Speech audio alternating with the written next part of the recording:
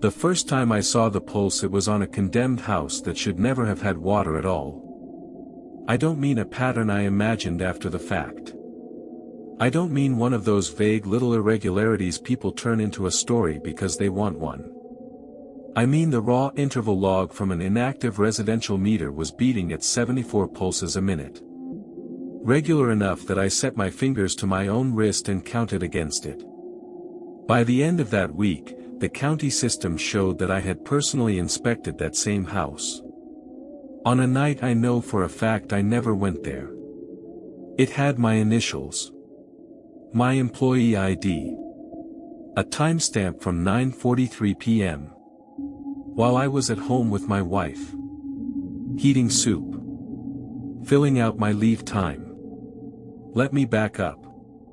You should understand what I actually did for a living, because none of this means anything without the paperwork. I worked for county utilities for 19 years. For the last 7 of those, I was an auditor in revenue recovery and inactive accounts.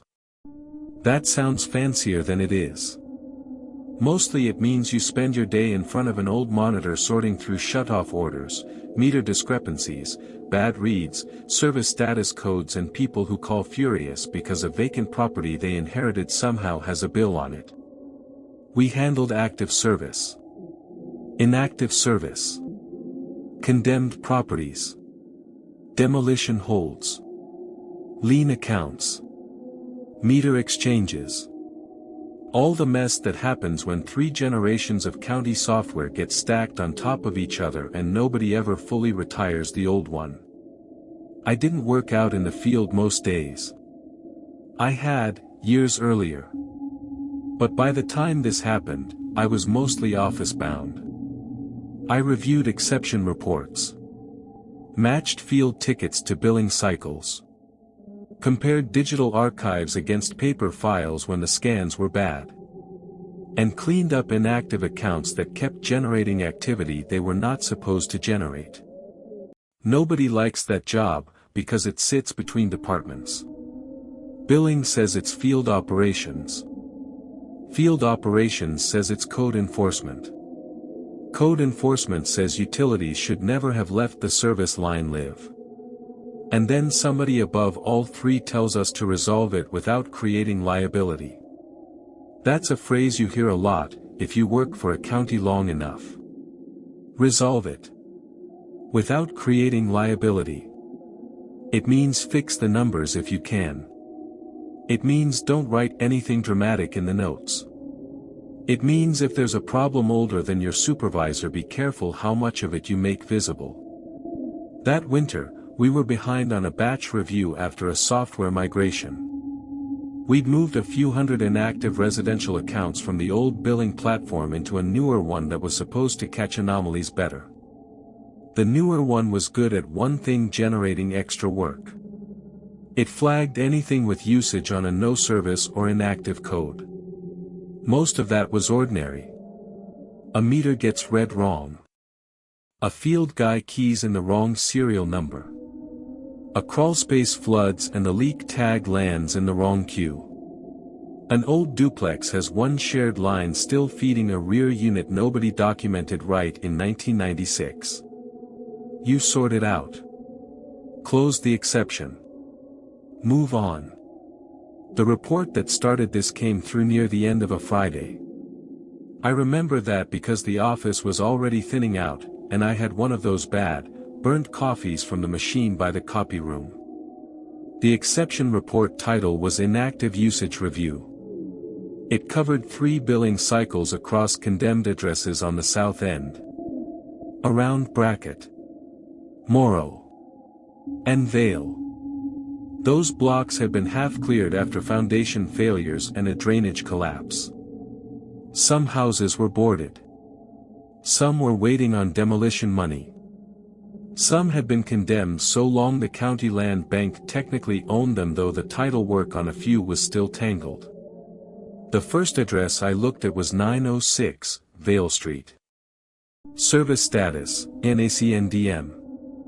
No legal occupancy. Shutoff order completed 11 months earlier. Final read documented.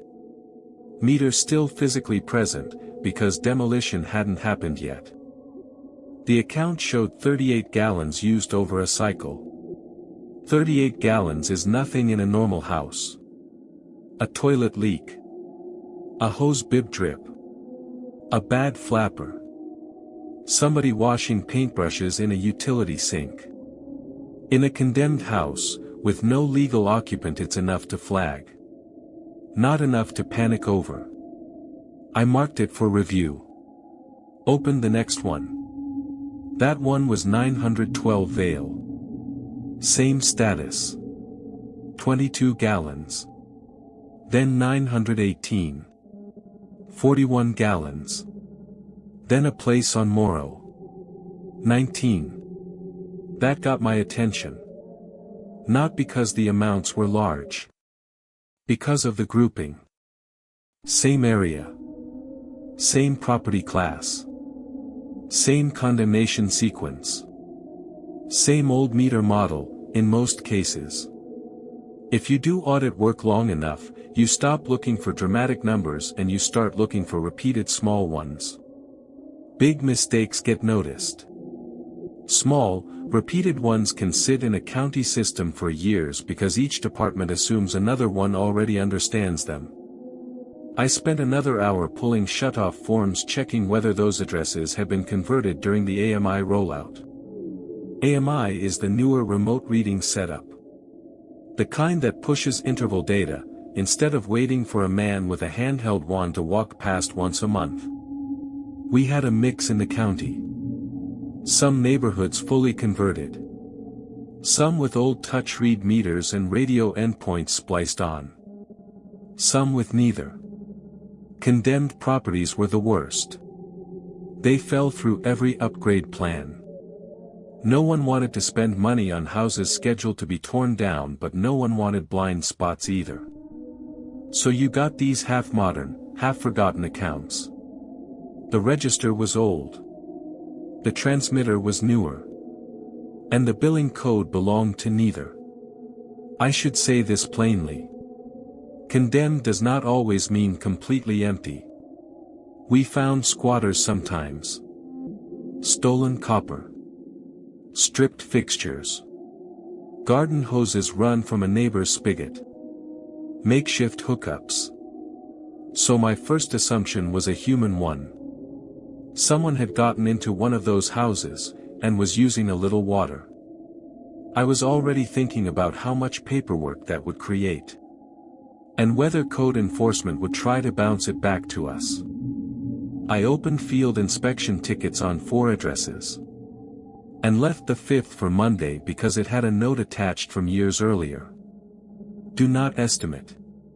Verify register. That was at 419, Brackett Street. That address is the one I ended up knowing too well. The account history on 419 Brackett looked ordinary until you sat with it for too long. It had been active under a woman named Elaine Mercer. Then inactive. Then county hold. Then temporarily reactivated for cleanup billing. Then inactive again. After that, it shifted to condemned status.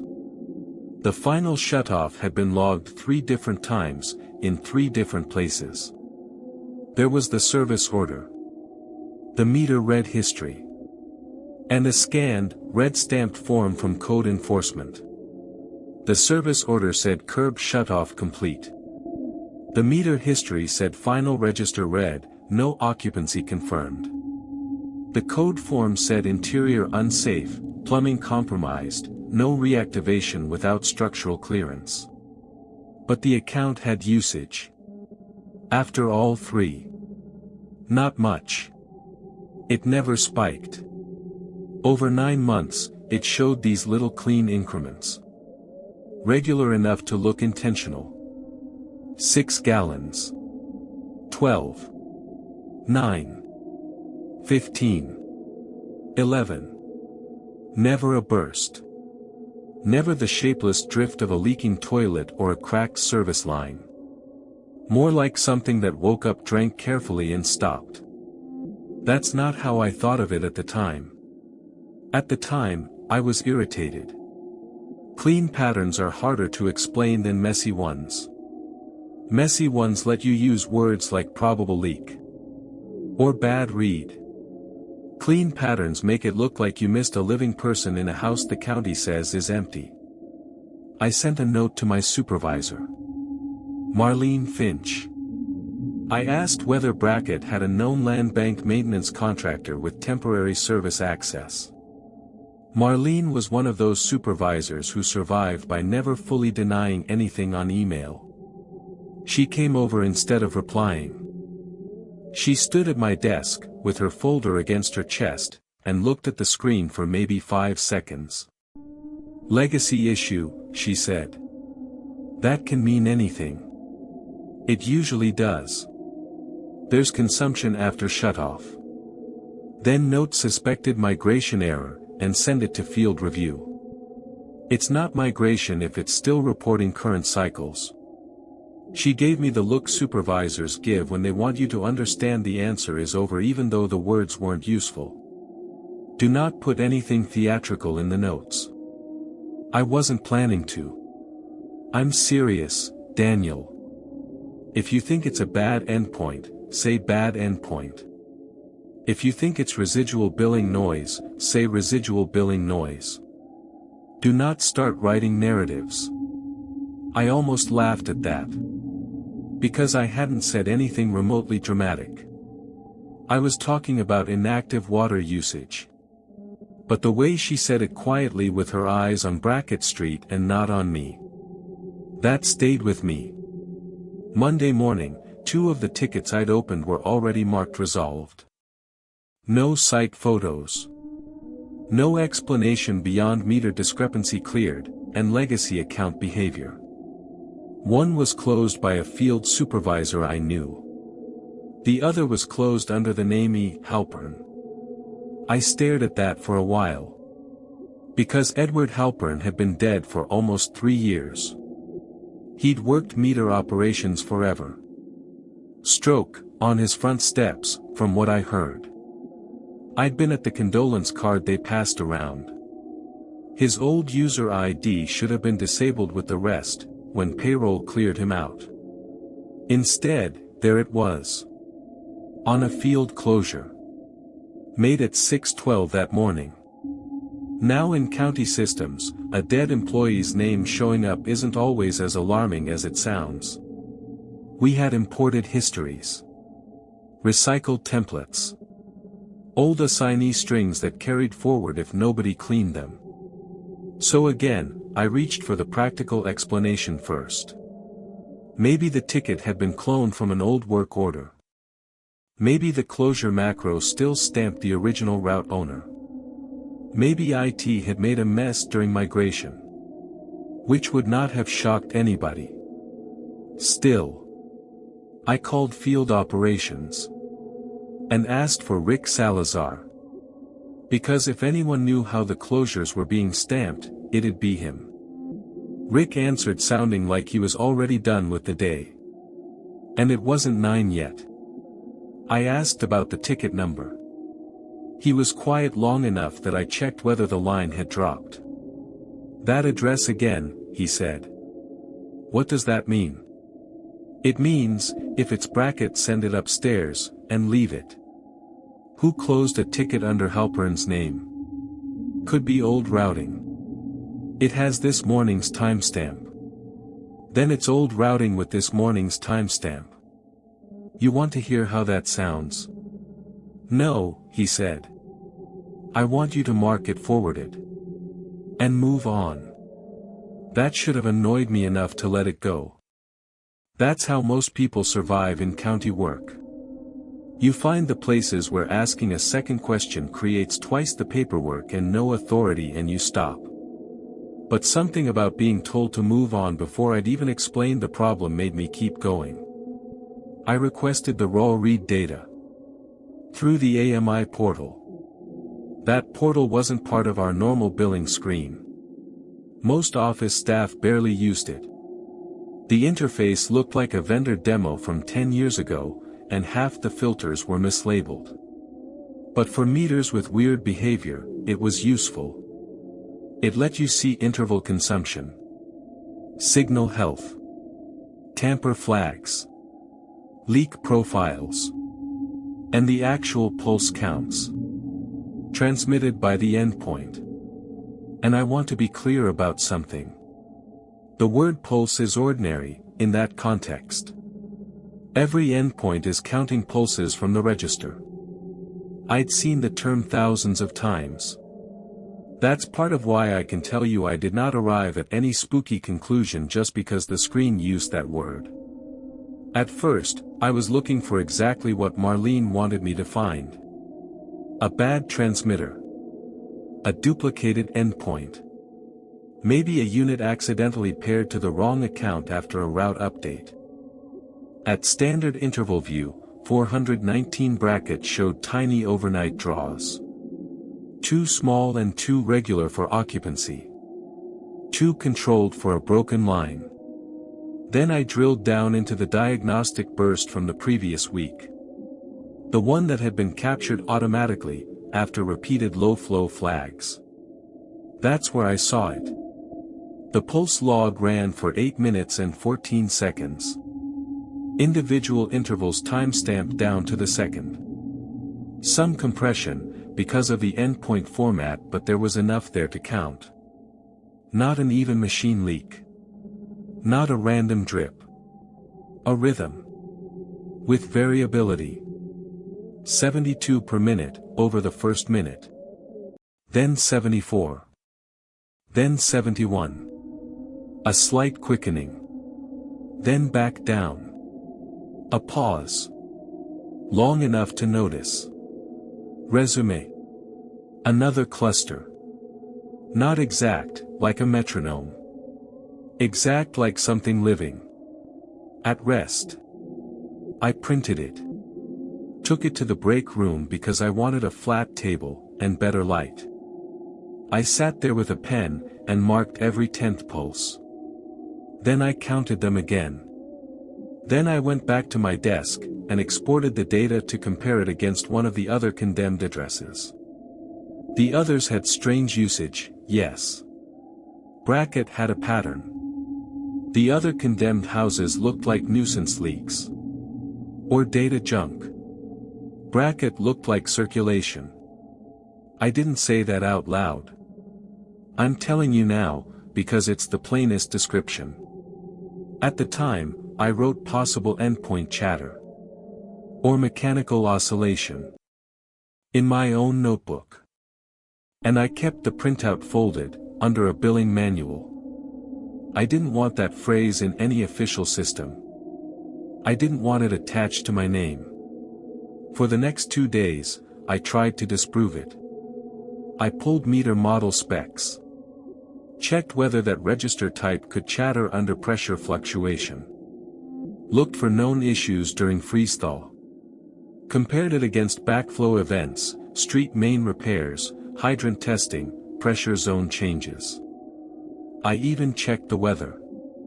Because I thought maybe a temperature swing could create a repeatable contraction effect in the line. None of it fit. Pressure changes show broad impacts. This was one account. Mechanical chatter shows as vibration. Usually more uniform than that. This had the slight inconsistency of a resting pulse. Like someone sitting still and then becoming aware they were being watched. That's when I started staying late. It's embarrassing, how quickly obsession can disguise itself as diligence when you work in an office. If you're at your desk after 6, with bad coffee and a stack of printed account histories, people assume you're catching up. Nobody thinks to ask whether you've spent an hour comparing timestamp gaps on a condemned water meter. I was careful to look normal. I answered ordinary emails. I cleared the easier tickets so my queue didn't freeze. And then I went back to Brackett. The archived PDFs for that address were a mess. Some scanned sideways. Some double-fed, so one corner of a different property file showed through. Red-stamped shutoff forms. Nuisance abatement notices. Meter access denials. And one handwritten note, from 4 years earlier. Verify no service before demo. The initials I didn't recognize. Then I found a field inspection. From 11 months earlier. Attached to a work order I hadn't seen in the billing screen. The report was basic. Exterior secured. Interior entered with code enforcement. No legal occupancy. Plumbing fixtures removed in kitchen and bath. Meter present in basement. Recommendation, leave inactive, pending demolition schedule. The initials on that report were mine. Not just the typed employee ID in the metadata. My initials. In pen. On the scan. DC. With the crooked D I make when I'm writing on a clipboard. I sat very still for a while. Because there are a few different kinds of fear. And one of them is the fear that you're about to make a fool of yourself by overlooking something obvious. I checked the date. November 14th. I checked the timestamp. Filed at 9:43 p.m. I had not worked on November 14th. I know that because my wife had come home that day. After a short hospital stay. Nothing dramatic. A complication from a medication mix, after a procedure. But enough that I'd taken personal leave. I picked up her prescriptions at 5:12 p.m.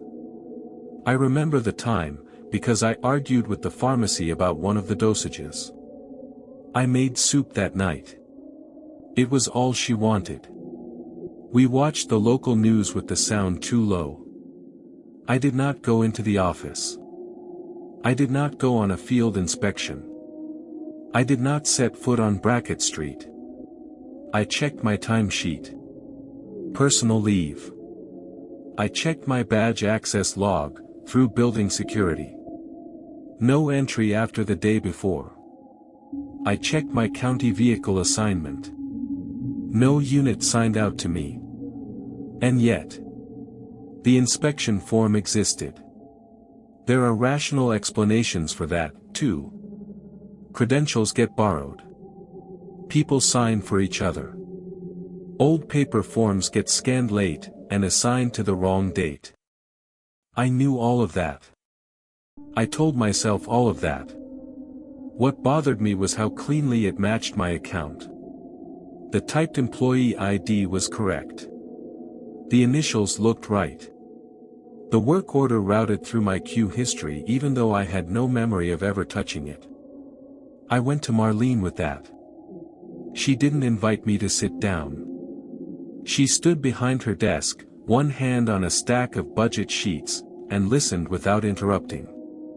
When I got to the part about the leave day, she rubbed the bridge of her nose. Like she had a headache already waiting for her. "This is why I told you not to write narratives," she said. I didn't write anything. I found a report under my name. Then send it to IT. It's not just IT if somebody used my ID on a field inspection. Do you have any evidence that happened? The report. The report is in the system. That is not evidence someone else used your ID.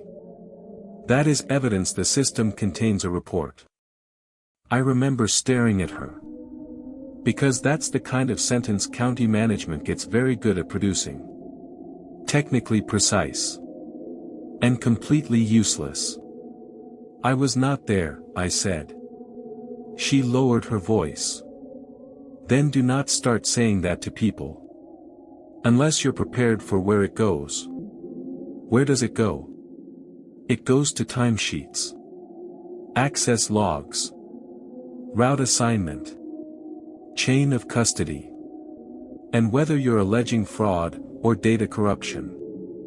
Are you alleging either one in writing? I did not answer. She nodded once. Then closed the loop. Marked the account for manual observation. And stopped digging backward. Why does everyone talk about this address like that? No one is talking about anything. You're behind on your cue. That was the end of the conversation. When I checked the system later that afternoon, the scan I'd shown her was still there. But the attached route notes were gone. The PDF remained. The note page did not. I started looking at paper files after that. Most people under a certain age think a digital archive is the record. In county work, the archive is whatever survived the last move. The last flood. The last retired clerk who still knew where things were. We had a records room on the lower floor. Shelves of old folders. Bankers' boxes. Condemned property binders. Service cards. Meter books nobody wanted to throw out because once every 6 months, some lawsuit or title dispute depended on them. A woman named Gloria managed most of that room. She'd been with the county longer than me. She had the habit of looking at you over her glasses before deciding whether to help. I asked for the Brackett condemnations file. Not just 419, the whole section. I wanted context. She wheeled out 2 boxes. And said I had an hour before she locked up for lunch. The Brackett files were heavier than they should have been, for 6 houses. Condemnations generate paper because every department wants its own copy of the same bad news. Structural notices. Utility holds. Photographs. Landlord correspondence. Demolition delays. Asbestos surveys. And the utility shutoff cards. With the red stamps on them. The shutoff card for 419 Brackett was there. In paper. Even though part of it had vanished from the PDF archive upstairs. An old cardstock form. Red diagonal stamp. Unsafe, no reactivation. And a handwritten service note, beneath the meter serial number. Cramped. All caps. Main line closed curb. Interior line still holding pressure. Do not reopen for test. No signature. Just initials. E.H. Halpern. I read that line 3 times. Because it made no sense, in context. Interior line still holding pressure after curb shutoff. That can happen. Briefly. It does not stay that way for months. Certainly not long enough to matter on a condemnation hold. Pressure bleeds off. You crack a fixture somewhere, and it's gone. Except the same file also contained a code enforcement photo sheet. Kitchen sink removed. Bathroom toilet removed. Tub stripped. Visible open pipe ends, in 2 rooms. There should not have been a sealed, occupied plumbing system left inside to hold anything. Gloria came back while I was still holding the card. You can't take originals upstairs, she said. I know. Can I scan this? She looked at the address. And her expression changed. In a way I still think about. Not shock. Recognition. The kind people get when a song starts in a store and they hate that they know it. That one, she said. You know it? I know the box has gone missing. Twice. What? The whole Brackett condemned file. Then it turns back up. Mis-shelved under demolition contracts.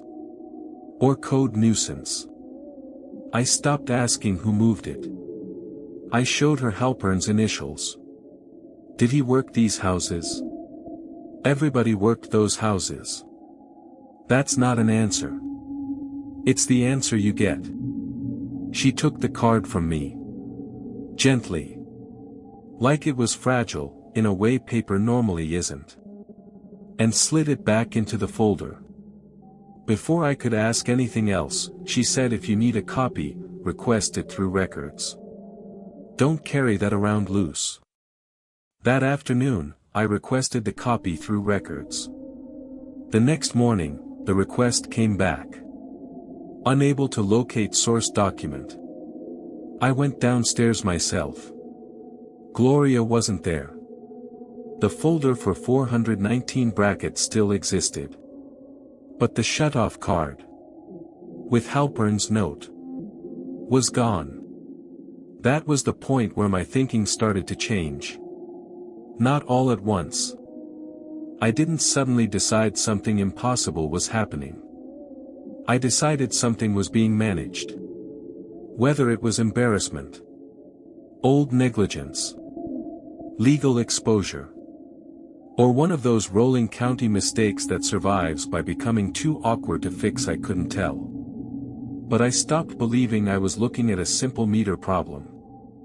I also stopped sleeping well. There's a particular kind of tired that comes from office obsession. Because your body hasn't done anything except sit and stare and drink coffee, but your mind keeps replaying screens and forms. As if you're physically bracing for something. I'd lie in bed and see account histories. I'd remember serial numbers more clearly than conversations. My wife asked twice whether I was being audited. Because that's what my face looked like. In a way I was. I pulled scanner logs from the print server to see whether the vanished route note had been printed by anybody after I found it. I pulled work order history. To see every user who'd touched 419 Brackett. Some were normal. Billing clerks. Route techs. Code liaisons. Some were blank, because of migration. One was Halpern's debt account. Twice. Once from years ago, which was explainable. Once from 6 weeks earlier, which was not. I found an old maintenance ticket.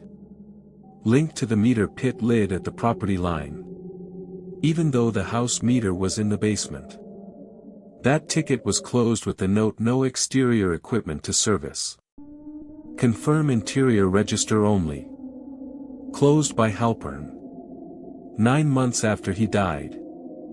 I printed that too. And then I noticed something else.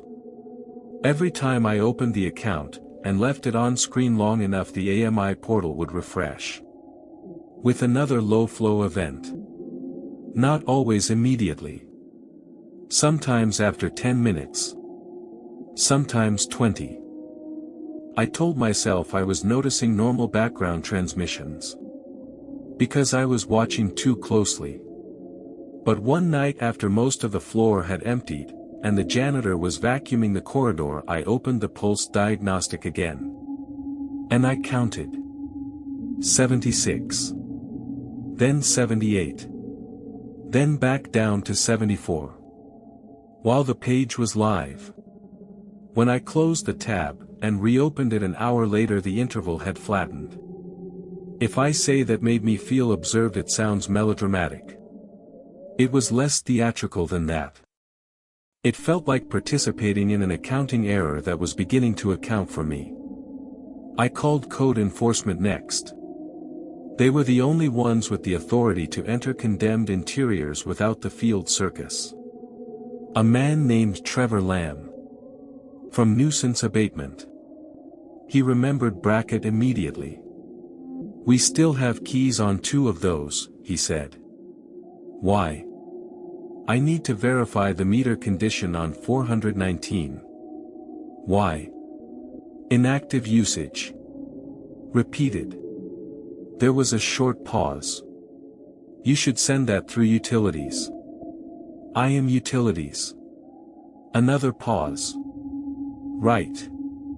You've been in there. Once. What did you see? An empty house. That's all. That's enough. I asked if he had photos. He said there should be some in the shared archive. There weren't. There was a placeholder page where attachments should have been. File names. But no files. I asked if he could meet me there Thursday afternoon. He said he could if I kept it quick. And if I handled my own liability form. That sentence alone tells you the county part of this story is true. Nobody ever says yes cleanly. They say yes in a way that shifts the paperwork back onto you. Before Thursday came, I found one more thing. The billing notes on 419 Brackett included an auto-pay record. From a county clearing account, used years ago to float nuisance abatements before liens posted correctly. It hadn't been active in over a year. Yet twice small minimum balance adjustments had been absorbed there. Instead of aging as receivables. No one had paid the account. The system had simply not let it go delinquent. That bothered me more than it should have. A meter can glitch. A record can duplicate. A user ID can stick around. But when billing starts quietly protecting a dead property from collections, it means someone made a choice. Or a system learned one. Thursday was cold and bright. In that washed-out way winter afternoons get, when everything looks flatter than it is. I signed out a county sedan, because the pool trucks were gone. Printed the inactive account sheet, the work order history, the current meter details. And met Trevor at the end of Brackett. Just after 3. The block looked exactly like the files described it. And worse, in person. 3 houses boarded. 2 with orange condemnation placards still wired to the doors. 1 collapsed porch, roped off with old caution tape gone pale in the weather. Grass grown into cracks. Gutters hanging. Empty windows behind plywood, cut in neat rectangles. The kind of place people pass without really seeing. Because once a row of houses gets marked for demolition, it stops feeling temporary. Even if it sits that way for years. For 19 Brackett was a 2-story narrow house. Flaking white paint. The front steps already starting to separate from the foundation. The plywood over the front windows had county stencil numbers on it. 1 side door, padlocked. A more recent code sticker from nuisance abatement. The mailbox was gone. The electric meter had been pulled. No gas service cap that I could see. Trevor unlocked the side door. And stood back. Like he didn't want to be the first one in. The air inside was colder than outside. And dry enough to catch in your throat. Not dusty, exactly. More like the dust had settled years ago and what was left was mineral. And plaster. And old wood. The house had been stripped. But not ransacked. There's a difference. Ransacked houses feel interrupted. This one felt completed. In a way I didn't like. Kitchen cabinets removed. Sink gone. Bathroom fixtures gone. Bare wall scars where the plumbing had been cut away. Floorboard stained where appliances used to sit. The ceiling over the back room bowed, from old water damage. No furniture. No food wrappers. No sign of recent occupation. Trevor stayed upstairs. Checking window seals. Taking his own notes.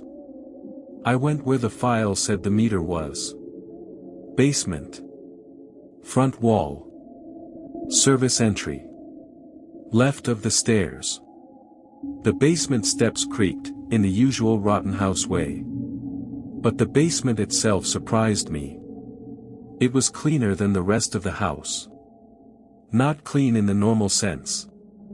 Cleaner in the sense that there was less loose debris than there should have been. Concrete floor. Exposed joists. 1 old shelf. No stored junk. No squatter's bedding. The service line came through the foundation wall. Exactly where the old report said it would. Running into a horizontal meter set. Still strapped between 2 sections of pipe. The meter register face was newer than the body. Retrofitted with a radio endpoint module, fixed above it on the wall. A thin county asset tag still clung to one side. I crouched and wrote down the serial number. It matched the account. That was important to me. More important than it sounds. Before that moment, I still had a practical ladder to climb down. Wrong meter, assigned to the wrong property. Bad endpoint, paired across the block. Database mismatch. Those are ugly. But solvable. Matching serial numbers close those exits. One by one. I checked the curb stop notation against the visible service line. No obvious bypass. No branch line feeding anything else. Downstream, the plumbing had been cut back. In multiple places. One capped stub ran toward where the kitchen had been. Another broken run disappeared under the joists, toward the back bath. Most of the copper beyond the meter had been removed and replaced by open air. And the low flow indicator on the register was moving. Not spinning fast. Not enough to see from across the room. Just a tiny, regular twitch. Pause. Twitch. Pause. Twitch. I leaned closer. Because I thought, at first, it might be a sticking dial. Then I put my fingers on the pipe. On the house side of the meter. There was a pulse there. A physical one. Faint. But unmistakable. Not a vibration from the street main. Not random pressure chatter. A push. Release. Push. Release. With the soft irregularity I'd seen in the log upstairs. I checked my own wrist again. That had become a stupid reflex by then. Mine was faster. I'd been climbing stairs in a condemned house, with a clipboard in my hand. The pipe under my fingers stayed steady. At something like 72. Then while I was counting it sped up. Not wildly.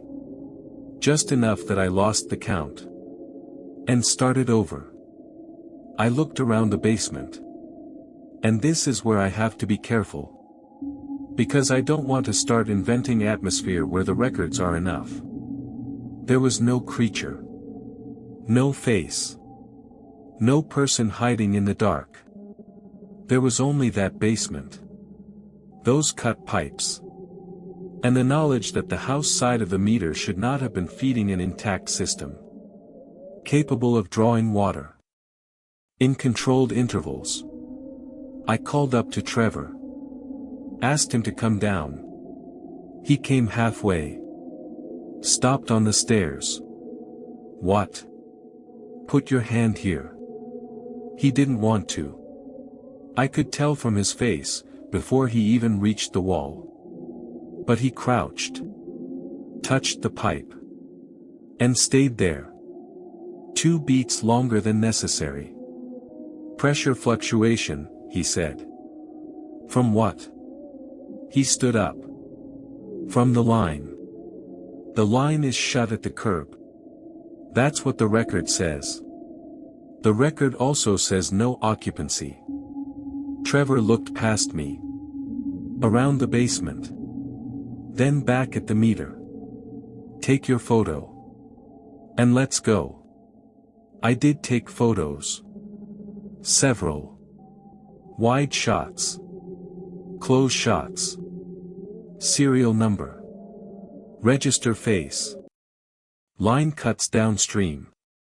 Basement context. I also ran a live query, from my county tablet, using the endpoint ID. Signal good. Tamper none. Low flow event active. The pulse count refreshed while I was standing there. I took a screenshot of that too.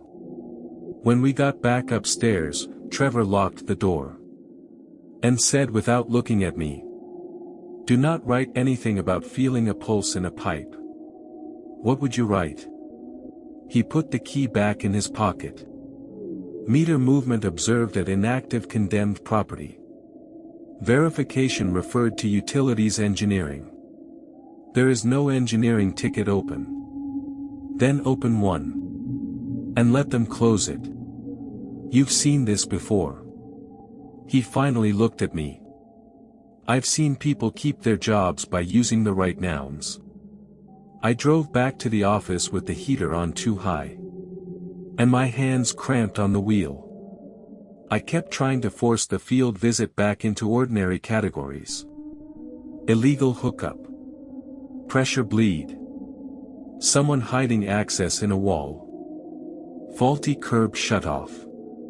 All possible. In theory. But every one of those explanations broke against something physical I'd seen. The missing fixtures. The cut plumbing. The exact serial match. The active interval count. And the pulse. Under the pipe. At the office, I uploaded the photos. The upload failed twice. On the third try, it showed complete. I wrote the most careful note of my career. Verified meter serial matches account. Confirmed no legal occupancy. Interior plumbing partially removed. Observable low-flow indicator movement at inactive meter. Recommend immediate engineering review of service isolation and account status. I did not use the word pulse. When I hit submit, the ticket sat in pending review. For 19 minutes.